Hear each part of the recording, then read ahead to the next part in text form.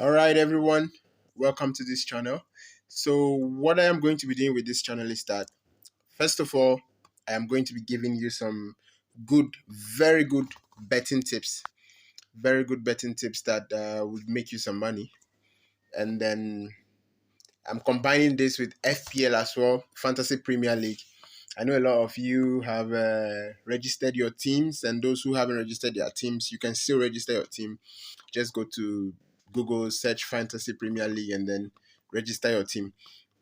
So I haven't been playing for so long, but I have gathered a lot of experience over the last 2 seasons, and that's because I am in a group where we contribute money every month, and uh, not every month, but I mean like for the whole season of the Fantasy Premier League period, we contribute monies, and then with this money we set a price and weekly prizes as well. So because of the monetary gain involved, I have picked this has piqued my interest in FPL, and I think looking at how badly I performed last season and how I'm doing this season, I think there's been a lot of improvement, and there's a lot I've learned over the period of last season after losing my money actually. So I won a month. I won a month, but that was just about 250 Ghana cedis. But this month it's a bigger pool of money to be won. So in that group were 13 people, and in that 13 people, each person is paying 1,000 cedis, and that's one group. And there's another group where each person is paying 2,000 cedis. So it's a big price pool on both sides. And the main group that I am, where we just paid 1,000 cedis, that one I am currently second. There are things that I learned that helped me to get to the point where I am right now.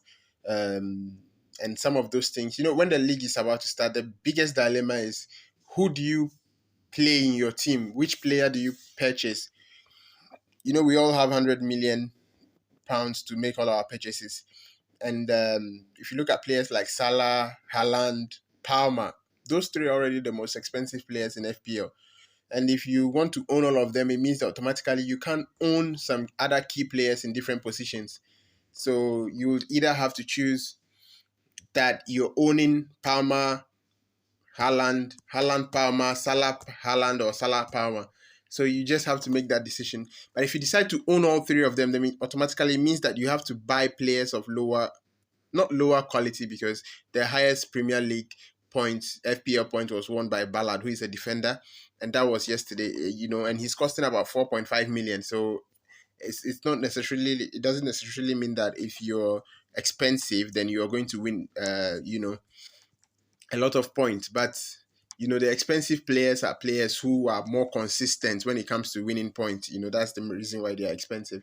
So if you look at a player like Salah, who can accrue over 200 and something points in FPL in one season, they are worth the price. So you have to decide, am I trying to balance out my team, where you are having average players. When I say average, I mean with regards to pricing, players who are costing about 6 million, 5 million, 7 million, 6 million, 5 million, or you're trying to get all the expensive players, Palmer, Salah, Haaland, and then you will have to now make, adjustments in the other players, where you have to look for people who are now 4.5 million, 5 million, and probably maximum 6 million to just fill your squad up. But if you go that route, that means that you will now be left with the option of, uh, relying on those people to perform. And if they don't perform, it means automatically that week you are having a bad week, or most of the time you'll be having a bad week, because you can't always count on the 4 million, 4.5, 5 million players to perform. So that is the things that I've learned with FPL. So this season I decided to fix my team, and then the major thing that I had to look at was, do I really want all the expensive players and then work around it, or do I want to get an overall, round team? And then I thought, okay, Tottenham has a good fixture this weekend. They are playing Burnley, and they are coming from Europe, so they've got some European experience. So they have a very good fixture at home.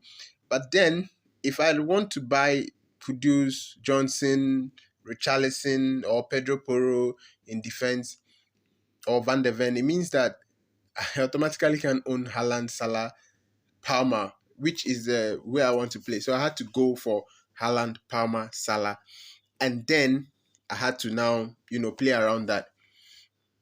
And then the other thing was that I looked at Man City, because Man City is one team that I believe would be doing very well this season.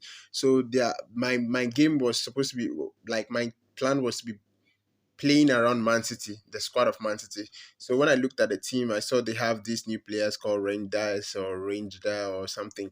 He's on your screen now. So I saw he scored 2 goals in their last game. And I was like, well, for 5.5 million, 2 goals, playing Man City, likely to start, why not? So I purchased him. Same was this. It was same for Rico Lewis, Nico Lewis or Rico Lewis. You know, Same thing influenced my decision for Luis as well.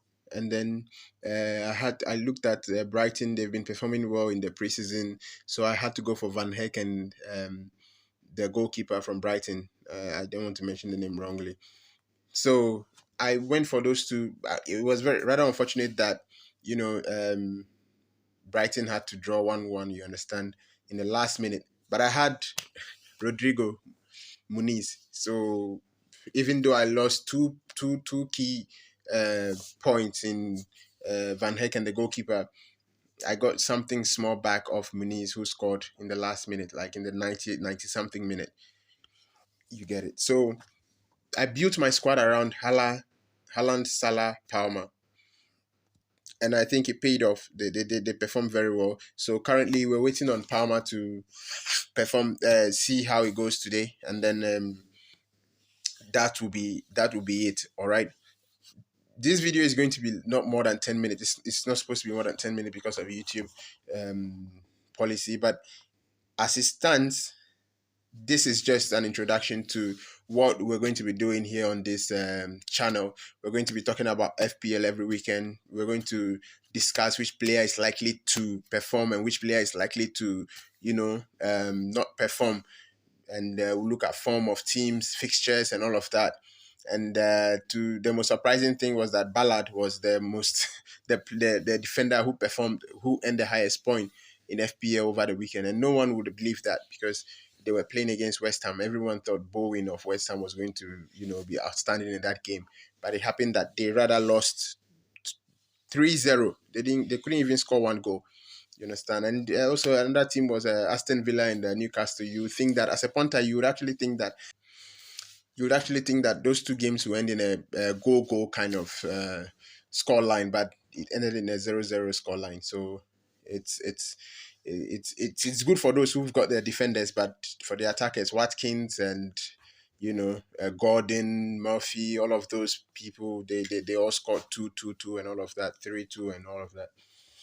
So that's it. That's basically what we're going to be doing on this channel. And then at the end of every video, I'm going to drop you some good odds, something like a long bet starting from Friday, Saturday, Sunday, and then that game is going to be, we'll play it on one cut, like a flexi option.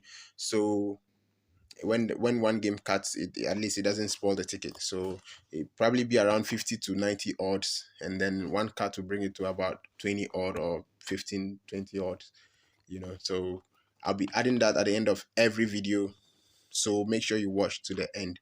All right. So guys, that's the introduction, and then starting from next week, we'll be discussing in details the games, the players, the fixtures, and what we think the low cost players we think will bring some points, and then the players that we think will flop the week.